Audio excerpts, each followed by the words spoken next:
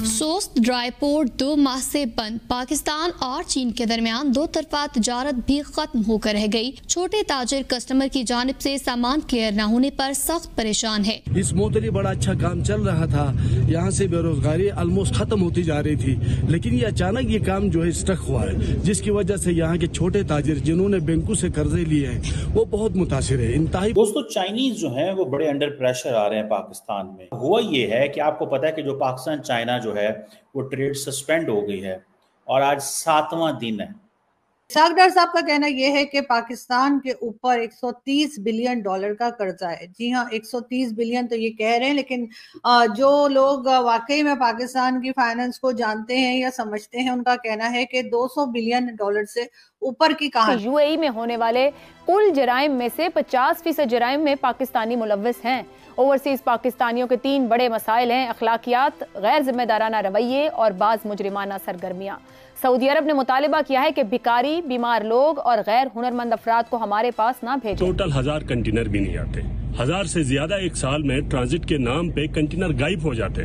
हम बिल्कुल हमारा 0% स्मगलिंग है। और ये जो गिलगित बल्तिस्तान की कोर्ट है उन्होंने इसको स्टॉप किया हुआ है, और गिलगित बल्तिस्तान की कोर्ट जो है उसने इसको इलीगल डिक्लेयर किया हुआ है कि ये जो इनकम टैक्स है, सेल्स टैक्स है, एडिशनल सेल्स टैक्स है, ये सारे के सारे जो हैं ये एक्स्ट्रा ऑर्डिनरी हैं, गैर जरूरी हैं और ये नहीं होने चाहिए। पाकिस्तान की इकोनॉमी, पाकिस्तान के इकोनॉमिस्ट और पाकिस्तान के लोगों में इतना टैलेंट है कि वो इस लोन को दे देंगे वापस। मतलब ये कि मुझे नहीं पता कि इसहाक डार साहब जो है इस किस्म की बहकी बातें था कि बैरून मुल्क गिरफ्तार होने वाले 90% भिखारी पाकिस्तानी हैं।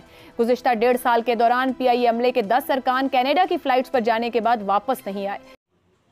जय हिंद दोस्तों, इस समय पाकिस्तान और चीन के बीच ट्रेड टेम्पररी बंद कर दी गई है चाइना की तरफ से। इसके पीछे का रीज़न ये है दोस्तों कि चाइनीज़ व्यापारी से पाकिस्तानी गवर्नमेंट लोन पे लेती थी सामान। जैसे चाइनीज़ सामान लेके आए 100 रुपये का सामान, और भी होता है, एग्जांपल दे रहा हूँ, 100 रुपये का सामान लेके आए चाइनीज़, पाकिस्तान ने कहा भाई दे दो, पैसे कल ले लेना। कल फिर 100 रुपये का सामान लेके आए, फिर ले लिया, बोला कल ले। ऐसे एक दिन करते करते हफ्ता, महीना और कई साल गुजर गए।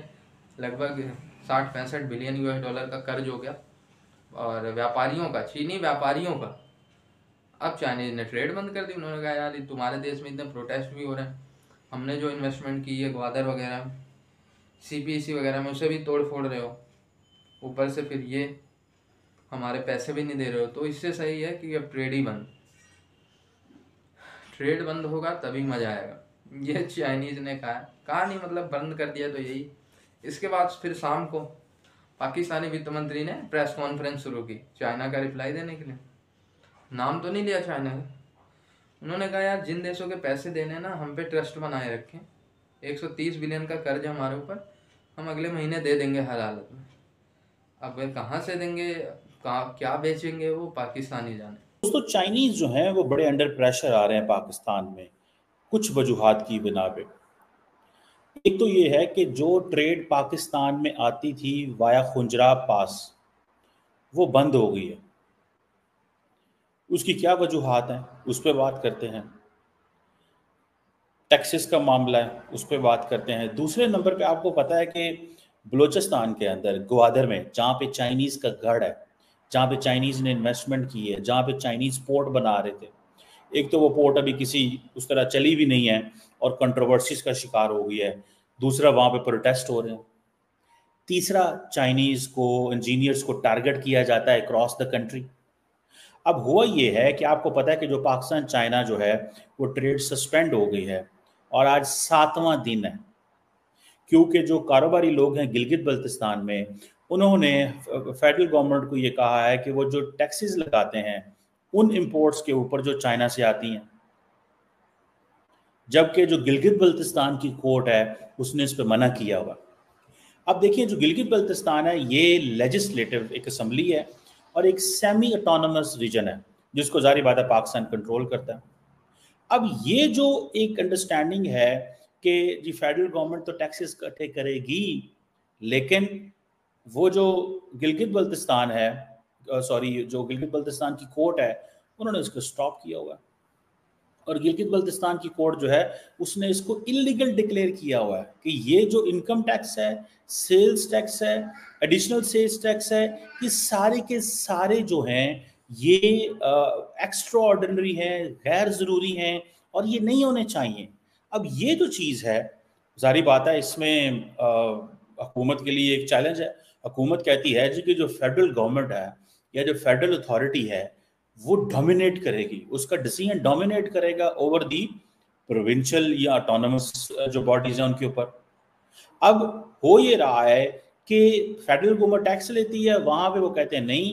सो अब गिलगित बल्तिस्तान वाले कहते हैं कि हमें टैक्स से एग्जेम्प्ट कर दिया जाए बिकॉज हमारी कोर्ट ने ये फैसला किया है। फेडरल गवर्नमेंट कहती है नहीं, ऐसे मुमकिन नहीं है। इससे पहले आपको याद है कश्मीर के अंदर इस वक्त आपको पता है बड़ी सस्ती बिजली मिल रही है। और वो क्यों मिल रही है सस्ती बिजली? बिकॉज कश्मीरियों ने प्रोटेस्ट किए, उन्होंने कहा कि हमें सस्ती बिजली दें क्योंकि बिजली बनती ही आज़ाद कश्मीर में है। उस प्रोटेस्ट का ये फायदा कश्मीरियों को हुआ कि अब उन्हें तकरीबन 3 रुपए फी यूनिट बिजली मिल रही है।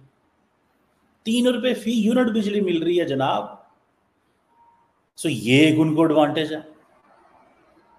सो मुझे ऐसे लगता है, जो मैं चीज समझता हूं कि पाकिस्तान को इमीडिएट बुनियादों के ऊपर एक ग्रैंड डायलॉग करने की जरूरत है नेशनल लेवल पे। बिकॉज आज़ाद कश्मीर हो, गिलगित बल्तिस्तान हो, बलोचिस्तान हो, यहाँ पे बहुत सारे जो इंटरेस्ट ग्रुप्स हैं वो आहिस्ता आहिस्ता इमर्ज कर रहे हैं और ये बेसिकली फाइनेंशियल प्रॉब्लम्स हैं। ये फाइनेंशियल प्रॉब्लम्स लार्जली आपको कराची, लाहौर, अगर इस्लामाबाद में नजर नहीं आ रहे। सर साहब, इस मामले का कोई हल है या इसको as it is normally treat किया जाए? देखिए भाई, बात यह है, जान की अमान पाते हुए आपकी खिदमत में एक बात अर्ज करूंगा जी कि मुझे अक्सर ये महसूस होता है कि मेरे भाई इफ्तिखार और अफसार के साथ बैठी हुई आप दुश्मनों में शाम गुजार रही होती। तो मेरी हर मुमकिन कोशिश होती है कि मैं आपके सवाल की कंस्ट्रक्शन पर एतराज़ न करूं, लेकिन मैं क्या करूं, सोबत बद जो है ना इफ्तिखार साहब की मुझे नौउम्री से मुयस्सर है, तो ज़रा एक लम्हे को इनकी राह पर चलने की इजाज़त दीजिए। बहुत यानी आपकी जरूर, आप पे रहम फरमाए। आज मुझे भी थोड़ा सा जलाल दिखाने दीजिए। जी जी जरूर। आपने गलत सवाल जो है ना, ये सवाल सही कंस्ट्रक्ट नहीं किया जी। कहिए। मसला ये है कि इसी दुबई में जहाँ पे आप जिक्र कर रही हैं कि पाकिस्तान की बदनामी हो रही है और भिखारी हैं, गालिबन पाकिस्तानी तीसरे या चौथे नंबर पर हैं जिन्होंने पाकिस्तान में टैक्स नहीं दिया और वहाँ उन्होंने कीमती जायदादें खरीद रखी। वाह वाह। क्या वो हमारी बदनामी का बायस नहीं है? वो अशराफिया जो है उसका हम जिक्र करने से कासिर हैं और फिर ये कह रहे होते हैं कि हाय अल्लाह, ये जो भीख मांगने हैं और ये करते हैं और वो करते हैं। देखिए हमारे रवैये जो हैं, अब मैं असल बात जो है, आपका पॉइंट अदरवाइज वैलिड है कि जाहिर है कि वो जायदादें जहाँ पे ख़रीदी गई हैं वो तो उनका फ़ायदा है, वो क्यों उनका शिकवा करेंगे, वो तो बल्कि कहेंगे कि मज़ीद आए। इन लोगों से मसला है, या आप दुरुस्त कहती हैं। अब उसमें हमें बुनियादी तौर पर अपने मुआशरती रवैये पर तवज्जो देना होगी। मसला ये है कि एज़ पाकिस्तान तो हम 1947 में एक मुल्क बने हैं, लेकिन हमारी एक बहुत पुरानी तारीख़ है बीबी, और उस तारीख़ के अंदर हम ज़्यादातर गैर मुल्की हमला आवरों की जद में रहे हैं, जिनको हम अभी तक हम यही समझते हैं कि जी वो मुसलमान हुक्मरान थे और वगैरह वगैरह वगैरह। मैं उस बहस पे नहीं उलझना चाहता। अपने मिज़ाइलों के नाम भी उन पे रख देते हैं। मसला बुनियादी तौर पर यह है कि हमारे DNA में ये बात शामिल है कि दिन नू रात फरंगीदा ते रात नू राज मलंगीदा।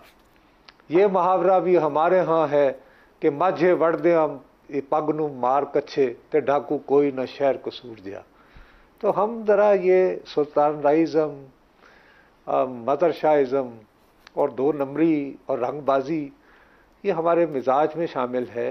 अब उसमें एक बहुत बड़ा लेकिन फैक्टर ये भी है भैया कि पाकिस्तान का पासपोर्ट जो है जी, वो सिर्फ पाकिस्तानी ही नहीं, मैं अपनी तमाम कोताहियों का एतराफ़ करते हुए मानता हूँ, लेकिन पाकिस्तान का पासपोर्ट आप कभी तहकीक करें बिल्कुल, तो कितने फीसद अफगानी जो हैं वो एज पाकिस्तानी वहाँ पर हैं, दुरुस्त बात, कितने फीसद पाकिस्तानी की बजाय बर्मीज जो है वो वहाँ पे हैं। और क्योंकि आपने पासपोर्ट को मासी बेड़ा बनाया हुआ है, कोई आए रिश्वत सतानी से, so it all starts from